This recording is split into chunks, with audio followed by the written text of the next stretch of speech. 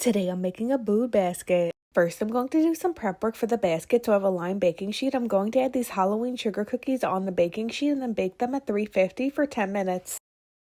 Once the cookies are done and cool, I'm going to add them into this witch's brew jar and put the lid on top.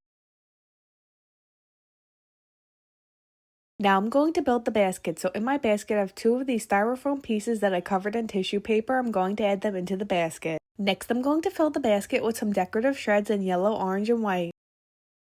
First, I'm going to add the Halloween sugar cookies that I made earlier. Next, I'm going to add 2 of these Halloween glasses. I'm going to put 1 on each side. Then I'm going to add this mummy toy. Next, I'm going to add these tombstones with air dry clay in them. Lastly, I'm going to add some Halloween Skittles and some Reese's pumpkins.